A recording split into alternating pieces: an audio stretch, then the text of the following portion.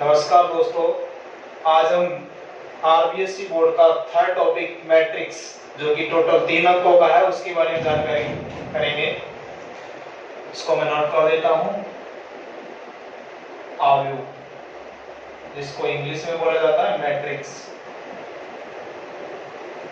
ठीक है, मैट्रिक्स का कोई स्पेशल मान नहीं होता, एक तरीके की व्यवस्था होती है जिसके बारे में ज्यादा डिटेल से आगे बढ़ेंगे। मैट्रिक्स की परिभाषा, इसकी कोई स्पेशल परिभाषा नहीं, खाली बता देते हैं। संख्याओं के समुच्चय को पंक्ति और स्तंभों के क्रम में विन्यासित रूप को मैट्रिक्स कहा जाता है। मैट्रिक्स को या फिर अवयव को संकेत रूप में इस प्रकार दर्शाया जाता है। इनके अंदर जो राशि लिखते हैं उनको बोला जाता है अवयव। याद रखें, अवयवों के अंदर कोई कॉमा वगैरह का चिन्ह नहीं लगाएंगे, नहीं गलत माना जाएगा। एक नोट डाल के लिखेंगे,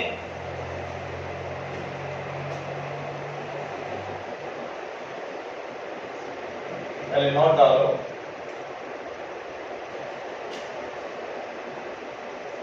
अवयव का कोई विशेष मान नहीं होता है।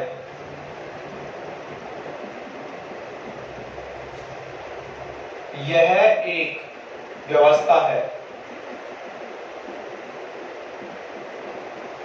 अवयव का कोई विशेष मान नहीं होता है, यह केवल एक व्यवस्था है। उसके बाद पढ़ेंगे हम अवयव के प्रकार।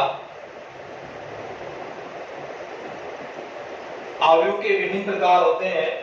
पहला प्रकार पढ़ेंगे हम, उसके बाद पंक्ति अवयव।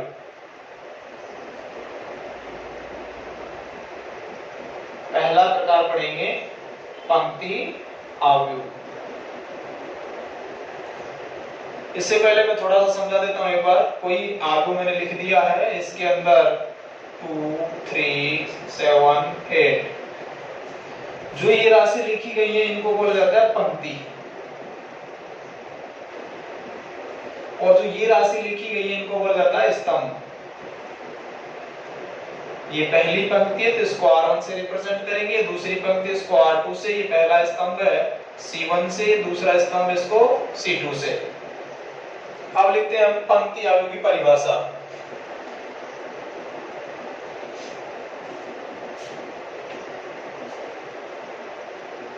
वह अवयव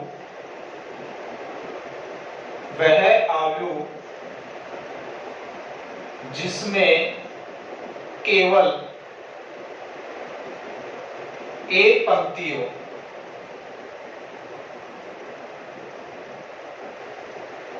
वह अवयव जिसमें केवल एक पंक्ति हो पंक्ति अवयव कहलाता है। एग्जाम्पल नोट करेंगे, 3, 2, 1। यहाँ पंक्तियों की संख्या 1 है और स्तंभ की संख्या 3 है, तो इसका क्रम लिख देते हैं हम 1 × 3। याद रखना, मैं बता देता हूँ थोड़ा सा। ये कोई अवयव लिख दिया है, इसके अंदर हम m × n लिखते हैं। m का अर्थ होता है यहाँ पर पंक्ति और n का अर्थ होता है यहाँ पर स्तंभ। याद रखना, पहले पंक्तियों को प्रदर्शित करेंगे उसके बाद स्तंभ। इसी के अंदर जो अवयव लिखते हैं उनको लिखते हैं हम aij से। I का अर्थ होता है पंक्तियों की संख्या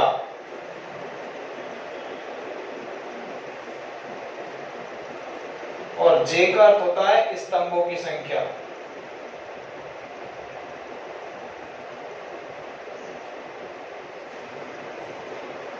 जैसे aij लिख दिया तो इसका अर्थ लिख दिया मैंने A11, पहली पंक्ति पहला स्तंभ। ठीक है, कुल मिला के आपने पढ़ा है पंक्ति अवयव, वह अवयव जिसमें केवल एक पंक्ति हो पंक्ति अवयव कहलाता है। ये इसका एग्जांपल हो गया। नेक्स्ट पढ़ेंगे सेकंड टाइप, इसको मिटा देते हैं यहां से।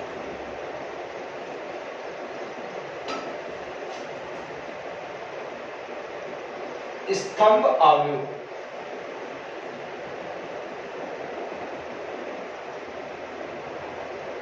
स्तंभ अवयव, इसकी परिभाषा है वह अवयव जिसमें केवल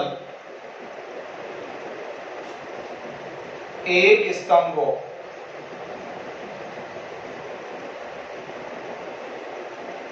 वह अवयव जिसमें केवल एक स्तंभ हो, स्तंभ अवयव कहलाता है। वह अवयव जिसमें केवल एक स्तंभ हो स्तंभ अवयव कहलाता है। 1 2 3, यहाँ केवल स्तंभों की संख्या कितनी है? 1 और पंक्तियों की संख्या कितनी है? 3। इसका क्रम नोट करेंगे 3 into 1। ये आपका स्तंभ अवयव हो गया। नेक्स्ट टाइप पढ़ेंगे इसका हम शून्य अवयव।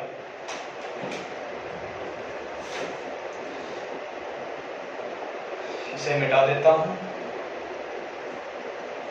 इसको थोड़ा ऊपर लिख देते हैं।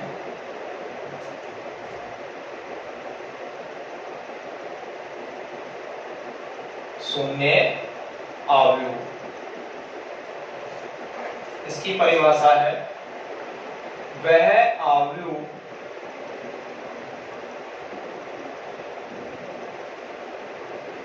जिसका प्रत्येक अवयव, वह अवयव जिसका प्रत्येक अवयव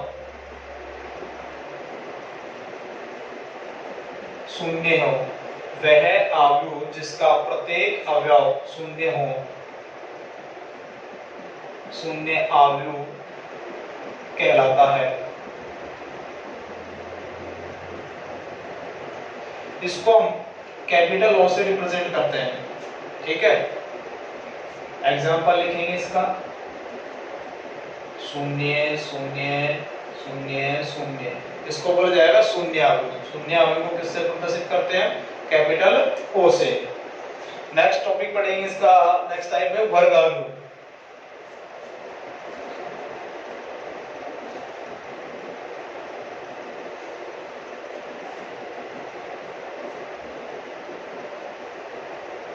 चौथा प्रकार है वर्ग अवयव। वह अवयव जिसमें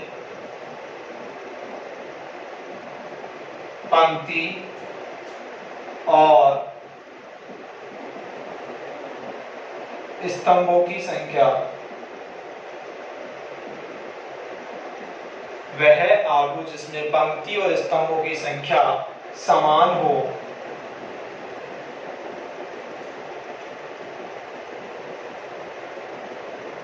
वर्ग अवयव कहलाता है।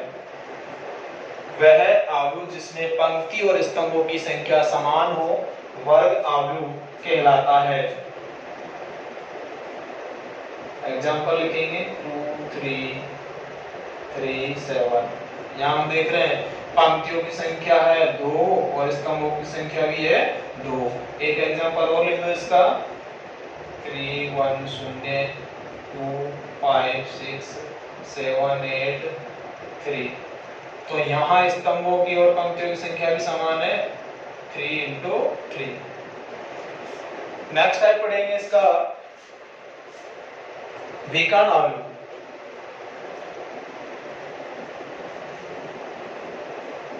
विकर्ण अवयव,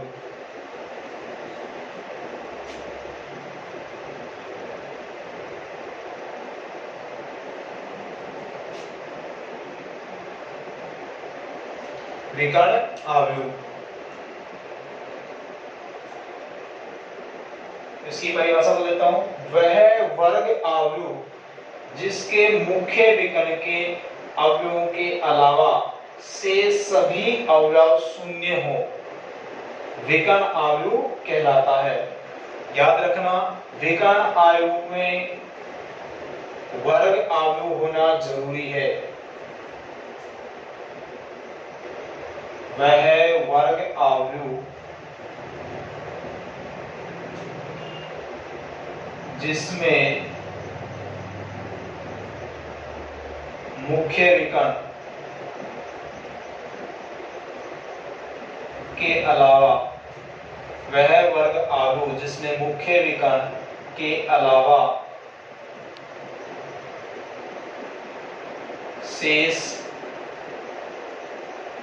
सभी अवयव, ऐसा लिखो इसमें, मुख्य विकर्ण के अवयवों के अलावा से सभी अवयव शून्य हो, विकर्ण अवयव कहलाता है। विकर्ण अवयव कहलाता है। एग्जाम्पल नोट करेंगे। वह वर्ग अवयव, सबसे पहले वर्ग अवयव होना जरूरी नहीं, पंक्ति और स्तंभों की संख्या समान, 3 0 0 5। अब बारी आती है मुख्य विकर्ण क्या होता है, इसको बता देता हूं। जो ये राशि लिखी गई है इसको बोला जाता है मुख्य विकर्ण, या फिर इसे हम अग्र विकर्ण भी बोल देते हैं। इसे बोला जाएगा मुख्य विकर्ण या फिर अग्र विकर्ण। नेक्स्ट लिख दो, 1 0 0 0 2 0 0 0 5।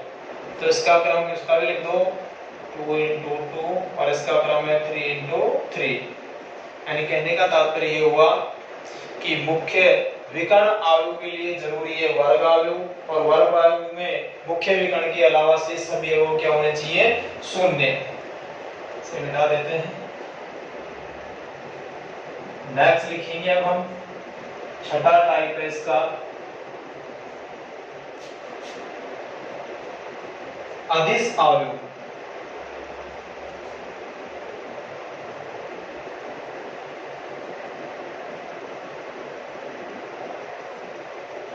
छठा टाइप है अदिश अवयव। ध्यान से सुनिए पहले इसकी परिभाषा। वह विकर्ण अवयव जिसके मुख्य विकर्ण के सभी अवयव समान हो, अदिश अवयव कहलाता है। कहने का तात्पर्य हुआ, अदिश अवयव में विकर्ण अवयव होना जरूरी है और विकर्ण में वर्ग अवयव का होना जरूरी है। लिख देता हूं मैं, वह विकर्ण अवयव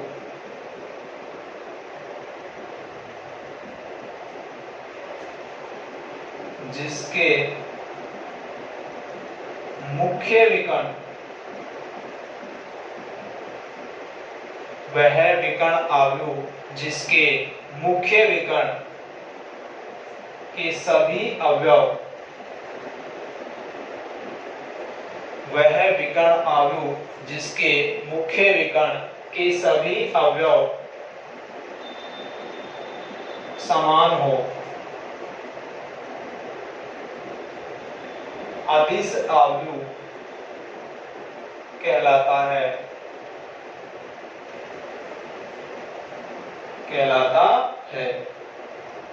कहने का तात्पर्य ये हुआ, अदिश अवयव में सबसे पहले उसका विकर्ण होना जरूरी है। विकर्ण की परिभाषा पहले पढ़ चुके हैं। एक, इसको मत लिखो, 2 0 0 2। मुख्य विकर्ण के सभी अवयव कैसे हैं, समान, तो इसका क्रम लिख देंगे 2 into 2। इसी प्रकार एक एग्जांपल और लिख दो,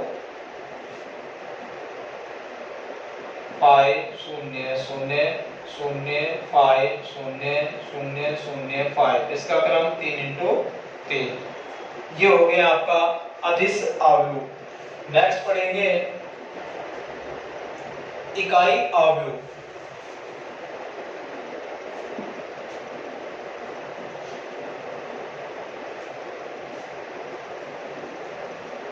इकाई अवयव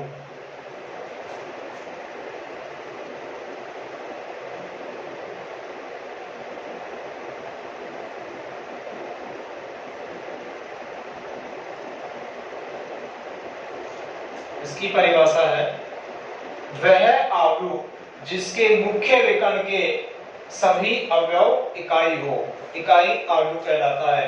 लेकिन इसमें इस बात का याद रखना कि इकाई मुख्य विकर्ण के अवयव है वही इकाई रहेंगे, बाकी से सभी अवयव शून्य रहेंगे। तो इससे पहले हम बोल देंगे वह अदिश अवयव जिसके मुख्य विकर्ण के सभी अवयव इकाई हो। तो मैं लिख देता हूं वह अदिश अवयव जिसके मुख्य विकर्ण के सभी अवयव, वह अदिश अवयव जिसके मुख्य विकर्ण के सभी अवयव इकाई हो, इकाई अवयव कहलाता है।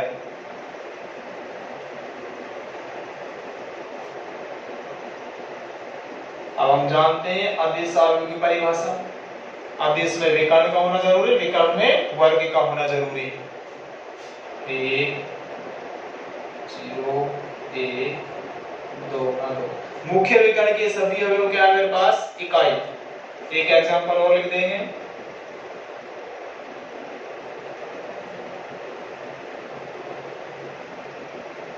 इसका क्रम क्या है? 3 इंटू 3। इसके भी मुख्य विकर्ण के सभी अवयव क्या है? इकाई। नेक्स्ट और है, अच्छा इसको आई से प्रदर्शित करते हैं, इसका ध्यान रखना थोड़ा, आई से। नेक्स्ट पढ़ेंगे त्रिभुजाकार अवयव। ध्यान रखना दोस्तों, इस चैनल को सब्सक्राइब करना ना भूलें और लास्ट में बेल आइकन को जरूर दबाएं।